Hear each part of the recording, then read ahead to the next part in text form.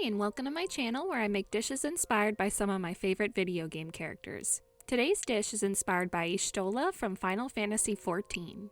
Just like I've had my ups and downs with Final Fantasy XIV in general, I've also had my ups and downs with Y'shtola. I always loved her design so much before I even played the game. Of course, being a Mikode, or a cute cat human, she definitely grabbed my intrigue, and I loved her short, bright hair. I also noticed how in a lot of Final Fantasy property games, such as Dissidia and Theatrhythm, she was used as the kind of main character figure, so I figured she would be amazing. Once I finally played the game, I was a little disappointed because she was, well, slightly rude at times. She was quite short with others, and a bit of a straight shooter with the way she spoke. It really took me off guard because I wasn't expecting it. As mentioned before, I've taken several long breaks between expansions like most people, and I went into my most recent return not particularly liking Y'shtola from all I had been introduced to, from A Realm Reborn to Stormblood. I'm not quite sure what happened during Shadowbringers, but I ended up really liking Y'shtola again. Honestly, I think it flipped a little bit once we finished saving her from Elidibus's capture, and I absolutely loved her cute little relationship with Runar. I think her new outfit since Shadowbringers is insanely cool, with the large black dress, pretty back detail, furry shoulders, and feathers in her hair. I haven't played too much past Shadowbringers yet, as I'm only about halfway through Endwalker right now, and because of that, I don't quite know if my opinion of her will change as I play through Endwalker and Dawntrail, but as of right now, I have a lot of respect for Y'shtola and kind of see her as my character's cool older sister. It was quite fun coming up with a dish for Y'shtola because she has very elegant tastes. I don't remember the exact quote, but in Shadowbringers, if you talk to Runar after Y'shtola says her farewells, he mentions how Y'shtola loves herbal tea. Later on in the final cutscene of Shadowbringers, where Rak'tika joins the Scions, she can be seen savoring a cup of tea. She even makes mention of needing to finish her tea before joining a close-by skirmish. Because of this, my mind knew I needed to make something that was ripe with herbal tea flavors, like chamomile and lavender, and even honey since it usually pairs so well with tea.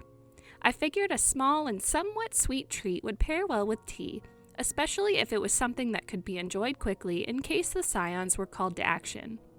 Lastly, I really wanted to add a gentle amount of fruit and color, and wanted something that was purple due to her purple necklace and staff.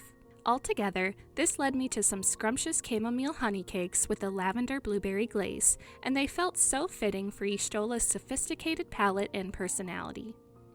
Have you heard of the critically acclaimed chamomile honey cakes? With the delectable lavender blueberry glaze and the award-winning chamomile honey soaking syrup, you can eat up to 12 cakes with no restrictions on eating. Here's what you'll need to make your own. For the chamomile soaking syrup, you'll need water, honey, chamomile tea bags, 2 vanilla bean pods, and salt. Just a heads up that you'll likely have quite a bit of leftover syrup.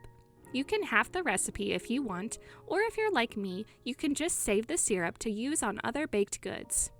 For the honey cakes themselves, you'll need buttermilk, canola oil, honey, 2 eggs, vanilla extract, all-purpose flour, cake flour, baking powder, baking soda, and salt. Of course, if you don't have cake flour, you can just use all-purpose flour. Lastly, for the lavender blueberry glaze, you'll need some fresh or frozen blueberries, powdered sugar, unsalted butter at room temperature, boiling water, and lavender flavor extract. We'll start everything off with making the chamomile syrup. This is going to add such a wonderful flavor to the cakes and help keep them more wonderfully moist.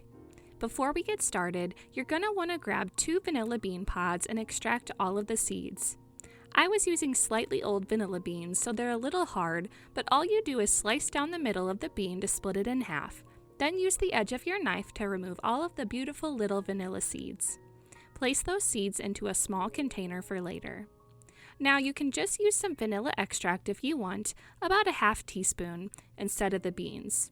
The beans do add a really beautiful speckled appearance to the cakes, but otherwise there shouldn't be a huge difference between your cakes if you use extract instead. Anyways, once your vanilla is ready, you'll head over to your stovetop. In a small saucepan, you'll add in 3/4 cup of water and 3/4 cup of honey. Heat the pan on high heat, stirring somewhat to combine until the two ingredients start boiling. Let the pan boil for about 1 to 2 minutes, then remove from the heat and add in your 4 chamomile tea bags. Once the bags are in place, you'll cover the pan with a lid and then allow the bags to steep in your syrup for 15 minutes. Now, after you've made the syrup and the tea is steeping within, you can start preheating your oven to 350 degrees Fahrenheit. You'll also line a 12-cup muffin tin with liners and maybe also have a cute little helper like me. You don't have to spray your muffin liners, but I ended up spraying mine because I've had really bad luck with my muffins sticking themselves to my liners recently, so I just wanted to be safe. We're about to start making the honey cakes, but as you prepare them, your 15-minute timer for the syrup will likely go off. Once it does, we'll remove the tea bags from the syrup and carefully squeeze out any of the warm excess liquid. We'll then add in our vanilla seeds from earlier and a pinch of salt, then stir to combine. You'll then let the syrup continue cooling to room temperature and you'll set it aside for later. Back to the cake batter. You'll grab a large mixing bowl and add in a half cup of buttermilk, a half cup of canola oil, a half cup of honey, 2 large eggs, and 2 teaspoons of vanilla extract. Whisk all of these liquids until everything is well combined. We can then start adding in our dry ingredients. So pour in 1 cup of all-purpose flour, 1 cup of cake flour, 2 teaspoons of baking powder, a half teaspoon of baking soda, and a 1/4 teaspoon of salt. Once again, whisk all of the ingredients together, but make sure not to overmix, as overmixing can lead to a dense cake. From here, we can start dividing the batter among all of our prepared muffin cups. The batter will fill up the liners to about 3/4 of the way full, and then you can slide the muffin pan into the oven to bake for around 13 to 16 minutes, give or take, until they're a beautiful golden brown and a toothpick inserted into the center comes out clean. As the cakes bake, we can quickly make our glaze. Take about a half cup of fresh or frozen blueberries and add them into a strainer or fine mesh sieve. If you're using frozen blueberries, just make sure that they're defrosted to room temperature. You'll place your strainer over a bowl and squish and mash the berries down to release all of their juices. Once you've really obliterated the berries, you can eat or discard the skins. You'll then grab a separate medium bowl and add in 2 cups of powdered sugar. Make a small well in the center of the powdered sugar and then drop 2 tablespoons of your softened, unsalted butter inside. We'll need about 1 tablespoon of boiling water, so you can either heat up some water on the stovetop, or if you have a tea kettle, you can heat some water up there. Once your water is bubbling, add 1 tablespoon of the boiling water into the bowl on top of the butter, as well as 1 tablespoon of your collected blueberry juice. Start whisking the ingredients together and you should see that the butter will melt and the glaze will start turning a really smooth and pretty lavender color.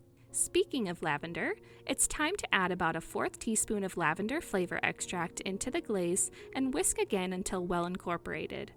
Be sure to taste the finished glaze and make sure that the lavender flavor is to your liking. If you would like it to be a little stronger, add in a few more drops, mix and retaste and repeat until you are satisfied.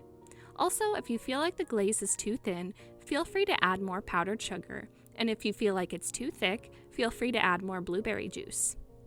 Once you've finished your glaze, the cakes will likely be about done baking. When they're set and golden, you can remove them from the oven and allow them to cool for about 5 minutes within their pan. After 5 minutes have passed, you can transfer the slightly cooled cakes to a plate and then grab your chamomile syrup from earlier. Use a brush to soak each cake generously with the syrup, and you'll watch as the cakes become beautifully moist. I used about 3 heaping brushes worth of syrup on each cake, but you could use more or less. You could even remove the muffin liners and soak all sides of the cakes if you really wanted to. It just might make it a little messier to eat, but that's totally up to you. As mentioned earlier, unless you really drown the cakes, you'll have quite a bit of leftover syrup if you didn't half the recipe, so feel free to save the leftover syrup for future honey cakes or other baked goods. Once the cakes are sufficiently syruped, the last step is to add our glaze. Use a whisk, spoon, or butter knife to drizzle your glaze over the honey cakes, and with that, you're all ready to enjoy. These honey cakes were honestly so easy to make and came together so easily, and the flavor packed inside of these small little things was crazy. The depth of flavor is amazing, with hints of honey, tea, vanilla, blueberry, and lavender. As a whole, you can eat one and just generally enjoy the flavor, or you can really evaluate each one and be in love. The cake itself is super bouncy and fluffy, yet moist, and the glaze helps add some refreshing sweetness. Not only is it elegant in looks and taste, but since the cakes are fluffy and light, you don't feel too heavy after eating one. I honestly loved all of the extra syrup this dish creates because it gave me an excuse to keep making this for days to come, and it's also such a great treat to make for loved ones for get-togethers. Yshtola is rarely super emotive or excited when it comes to most things, but she'd have a hard time containing a smile as she took a bite of these tea cakes, and her tail might even lift with joy. I get this feeling that one day on her birthday, she came back to the Rising Stones to some honey cakes that Tataru had made. Everyone was smiling and laughing and having a good time, and when there was one left, Tataru ran up to give it to Yshtola, but she tripped and accidentally dropped the cake into her cup of chamomile honey tea. Tataru would feel so bad, but Yshtola would simply lift the cake up from the tea and take a bite and be surprised by how much wonderful flavor was imparted. She'd assured Tataru that this mistake was the best thing she could have ever done. Ever since then, Tataru treats Yshtola to some of these whenever she's down or she's completed an especially hard task, and the taste always makes every difficulty worth it. For some reason, though, every time she wanted to sit and relax with a cup of her herbal tea, they'd always get summoned to some other job or task. She'd sigh and take a bite of this honey cake and say, "I'll join the fray when I've finished my tea." The recipe card is in the video description if you'd like a more quick and concise version to give it a try. Like if you want a bite, subscribe for more geeky treats, and comment what foods Yshtola reminds you of. Thanks for following along.